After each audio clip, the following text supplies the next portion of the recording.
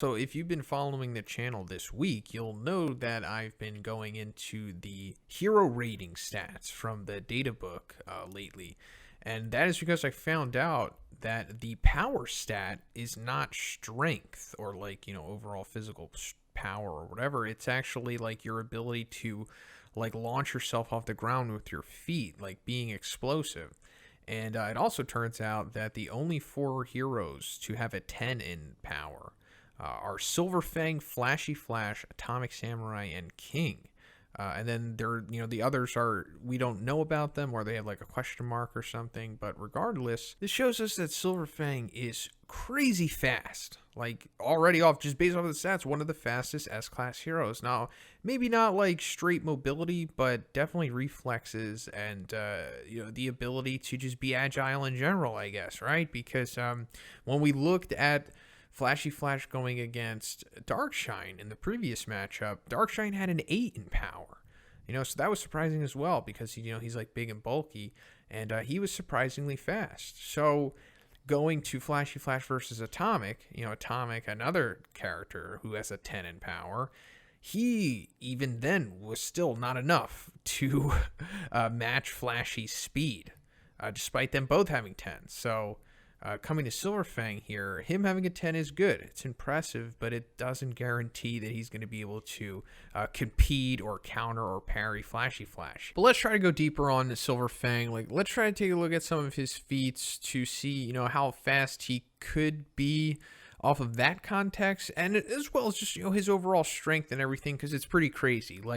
Honestly, Silver Fang is surprisingly physically powerful and fast and durable. He's he's really in the top tier of the S class, no doubt about it, because immediately right off the bat we see that when he goes against Melzerguard, because we have a good sample size here with Metal Bat, Atomic Samurai, and Puri Puri Prisoner, and he shows us, like I said, immediately there's a difference between them, because he levels Melzerguard with a quick water stream combo and sends him 50 feet back. This is serious power here. We can't forget that Melzerguard is a dragon after all. And like I was talking about, the difference between him and the other heroes here, when Puri does an angel rush on him, it pierces him, and that's fine, but it doesn't send him flying or anything, and Melzerguard's unfazed by it. He's laughing, smiling at it. And then if we compare it to his reaction to getting hit by Bang, who also, don't forget, sent him back 50 feet or something. He's like, whoa, wow, that was powerful. And this was full Melzerguard here, all 5 of him together. So he's at full power. And I mean, it's just further proven when he's going against Garo. He's knocking Garo through trees.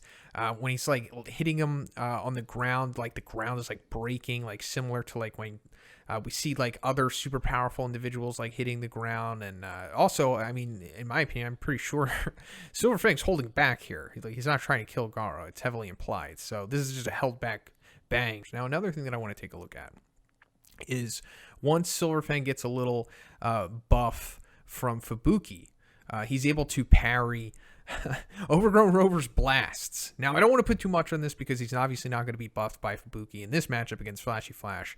But also, I don't think it was that substantial of a buff as to where it mattered that much. But I'm saying is that, Silver Fang is capable of doing this if he just has, the little initiative or just a little oomph to give him there, to get him there. So I'm saying, maybe if he used the abandonment or tried 100% full power, no holding back, maybe this is what he's capable of. So overall, what I'm saying here is that if, hypothetically, he can parry or counter Flashy Flash and land some serious strikes on him, or a combo or water stream or whatever, it will hurt. It will definitely hurt Flashy Flash for sure and affect him. I'm not saying it's going to put him down immediately, depending on what he does, of course. But regardless, those shots will affect him because, if we go back to Flashy Flash getting hit by Gale here, who is a dragon, it's affecting him for sure. And also, this is Gale landing on Flashy Flash. And also, we have to take into consideration that Flashy Flash is fighting 2 people here, Hellfire and Gale. So it doesn't mean that, okay, so just because Gale landed on Flashy Flash, that means that Silver Fang can. But I think it's still somewhat relative given the speed that we're kind of coming up with that Silver Fang is here, along with his, crazy martial art mastery. He's the one above all martial artists, pretty much. and along with his reflexes and overall agility. It's possible. And also, of course, the other side of this coin is Flashy Flash just straight up taking Silver Fang's head off with a Flashy Slash. It's very possible that Silver Fang can't defend against it. He's not fast enough to, or the reflexes or whatever. And this match goes down pretty much how the other two have with Flashy Flash. Like, that's how I saw him pretty much beating Atomic Samurai and Darkshine, although it was way more competitive with Darkshine. You know, it was like 50-50, and you know, maybe it's like kind of like 50-50 here between them two. I'm thinking maybe it's more like 60-40 or 55-45 in favor of Silver Fang. But so there's an OVA in season 1 when Silver Fang goes against Saitama and Genos in like a game of skill and reflexes that involve like cards and hammers, and he completely dominates Saitama and Genos in this game. Like, it's really impressive what he's able to do here with his reflexes and speed and skill and everything. And considering that he's going against the literal one above all here, who normally just surpasses any other attributes that a character would have just with raw pure power that he has, but not in this case because Silver Fang is just that impressive.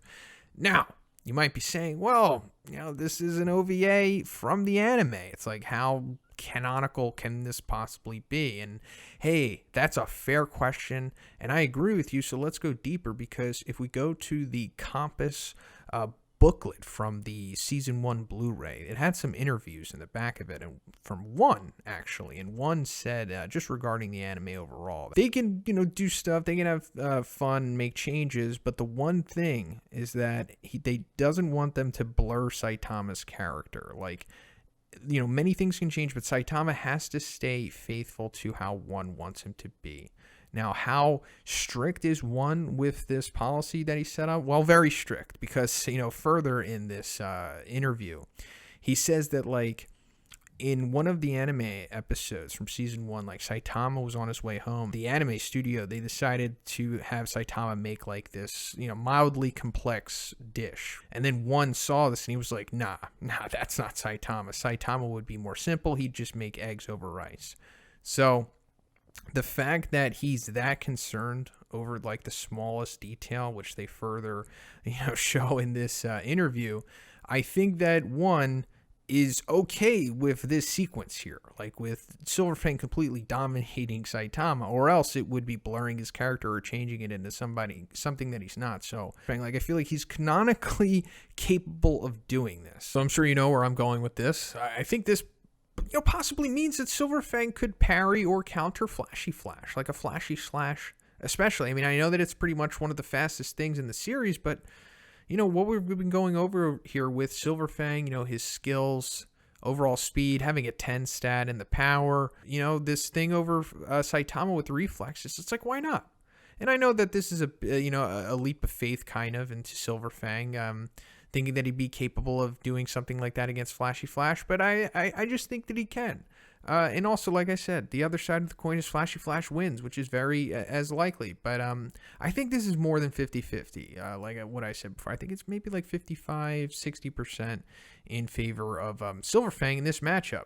But, you know, let's just go further, because we can analyze some stuff from the webcomic, because maybe that'll give us a better answer. So if you don't want to know what's going to happen, I suggest you check out now. So up until this point, we've just, you know, mainly been talking about manga stuff, so we haven't really been able to analyze Silver Fang using his abandonment, you know, because we don't really have any context for it yet. So now that we do, everything that I've said about Silver Fang just goes up, because once he uses the abandonment, he obviously becomes faster, more agile, more at peace in his mind, so he doesn't have to hold back. He's going 100%.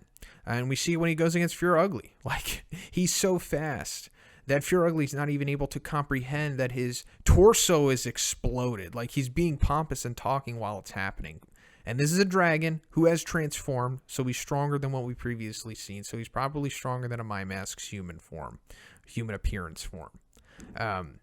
So does this prove that he's faster or fast enough to keep up with Flash? No.